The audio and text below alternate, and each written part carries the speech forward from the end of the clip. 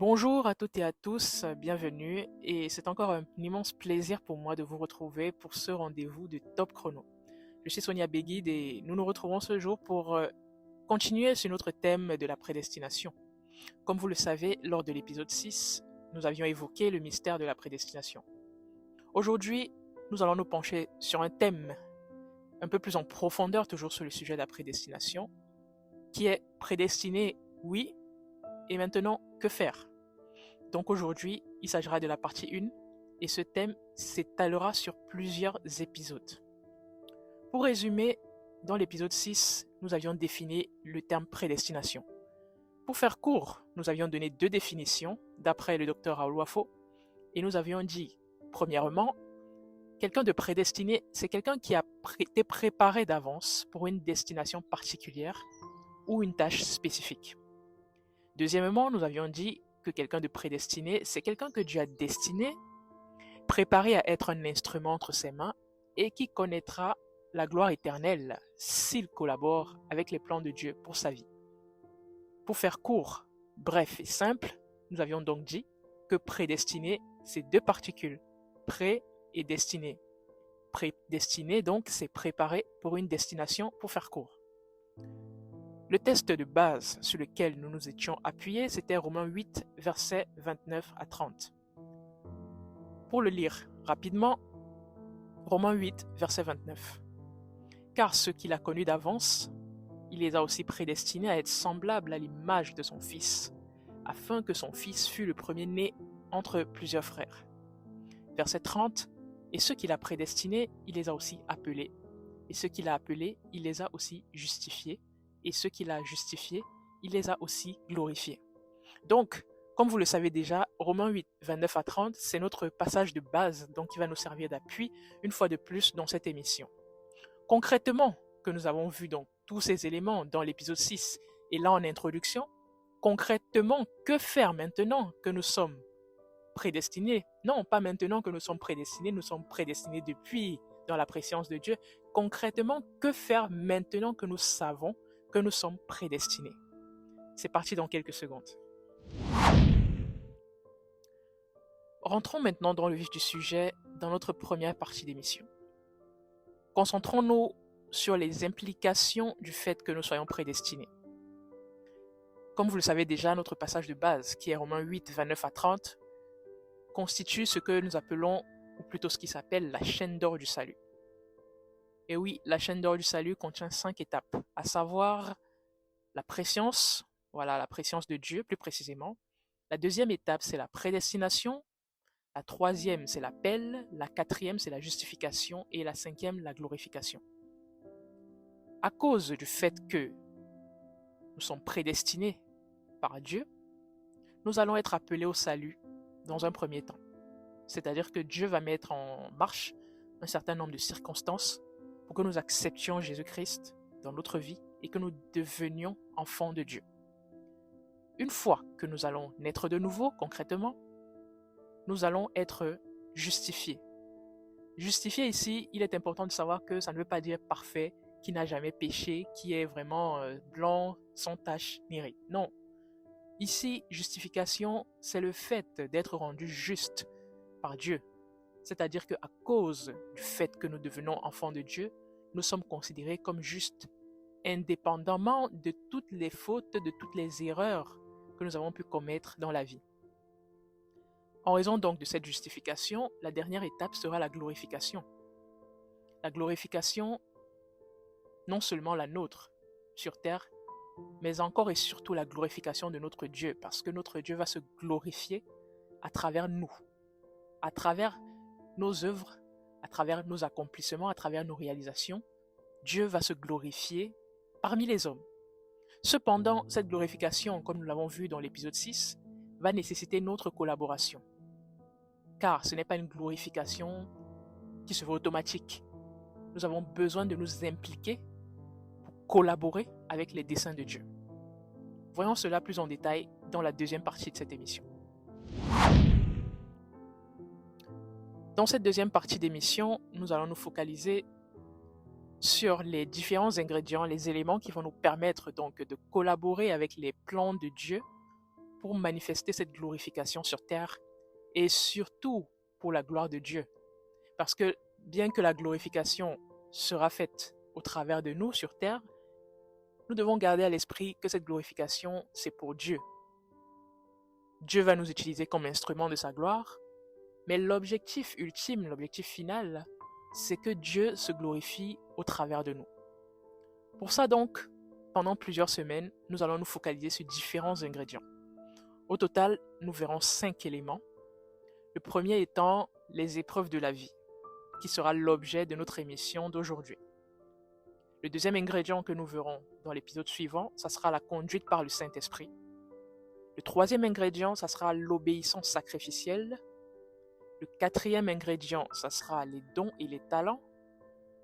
Et le cinquième ingrédient que nous verrons, ça sera la planification stratégique.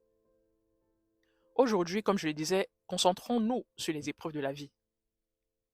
Les épreuves de la vie, ça c'est un sujet vraiment...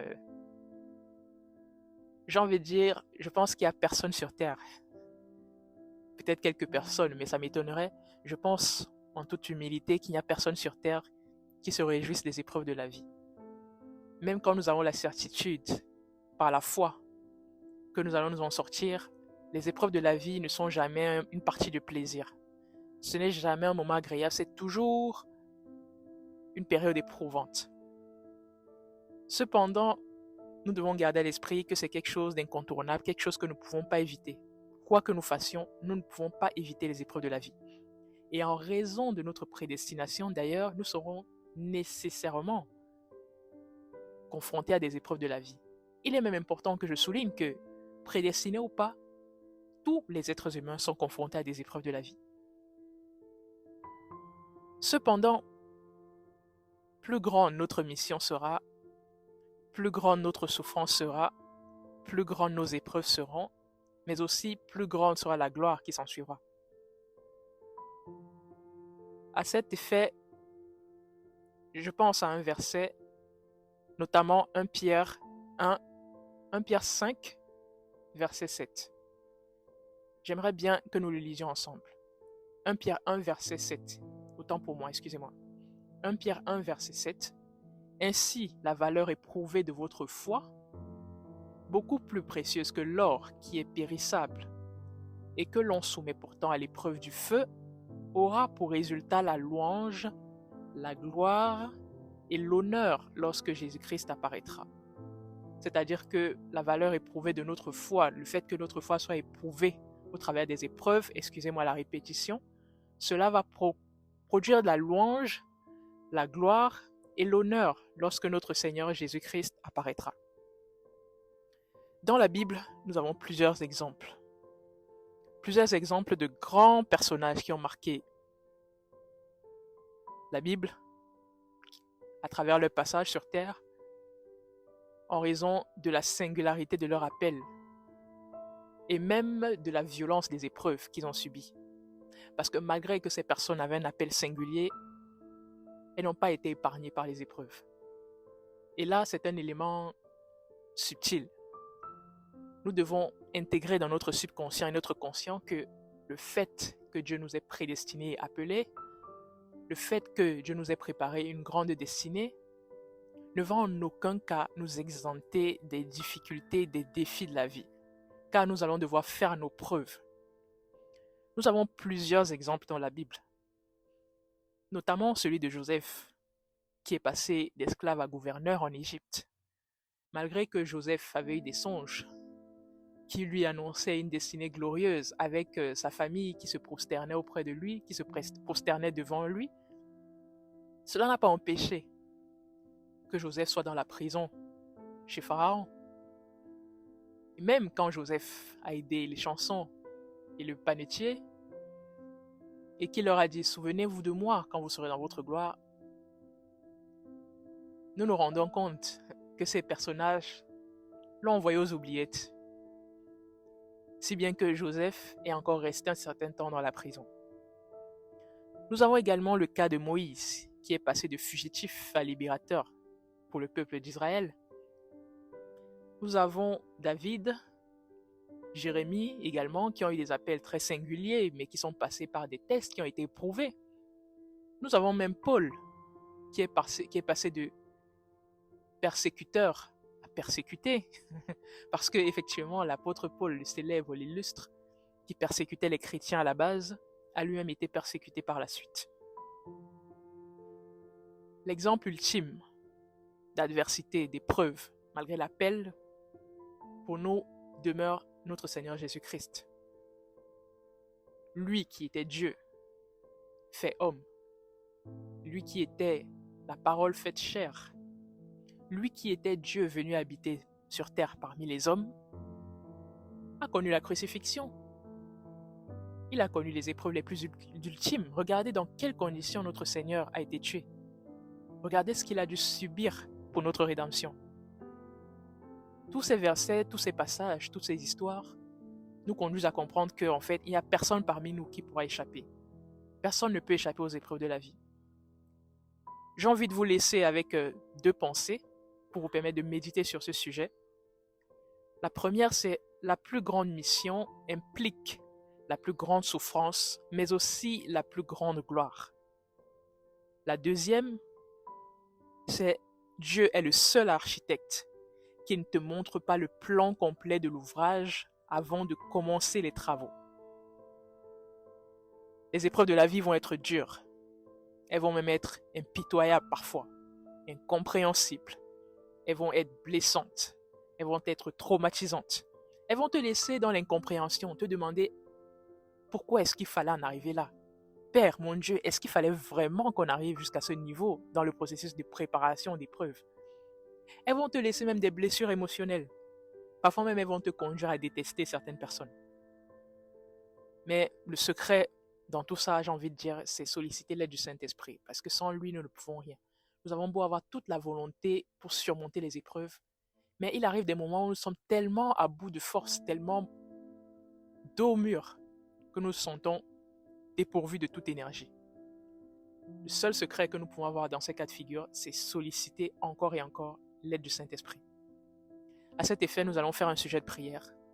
Nous allons demander à Dieu ensemble de nous fortifier dans les épreuves, de nous aider à supporter les épreuves même quand nous ne les comprenons pas. Éternel Dieu Tout-Puissant, Père de notre Seigneur Jésus-Christ, merci encore pour le privilège que tu nous accordes de nous retrouver ensemble pour cette émission du Top Chrono. Merci pour les plans merveilleux que tu as pour chacun de nous, pour chaque personne qui est en train de m'écouter, où qu'elle soit sur cette planète Terre. Merci de nous avoir prédestinés, de nous avoir appelés, parce que cela ne résulte pas de nos efforts personnels, mais de ta propre élection, de ton propre choix dans ta préscience. Père, nous reconnaissons que les épreuves de la vie ne sont pas toujours faciles à encaisser, à endurer.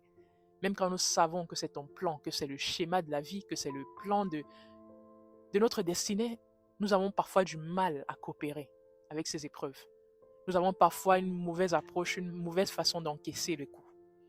Père, nous te demandons donc, s'il te plaît, de nous aider à avoir une meilleure approche, une meilleure perception des épreuves de la vie. Même quand nous ne comprenons pas ce que tu essaies de faire, même quand nous ne comprenons pas ton objectif, même quand nous ne comprenons pas où tu veux nous amener, Père, aide-nous à avoir la force de supporter, mais ne pas supporter en subissant, mais supporter en apprenant, supporter en croissant, supporter en nous développant pour devenir conforme à l'image de Christ, selon ton plan depuis l'éternité pour nous. Nous te remercions parce que tu nous as exaucés au nom suprême de Jésus-Christ. Amen, amen et amen. Je vous remercie encore pour votre attention. J'espère que vous avez passé un bon moment en ma compagnie au cours de cette émission. C'était encore moi, Sonia Beguide, de la part de notre Dieu pour vous servir. Et je vous donne rendez-vous dans le prochain épisode de Top Chrono, dans lequel nous aurons l'occasion de nous focaliser sur la conduite par le Saint-Esprit. D'ici là, demeurez richement bénis.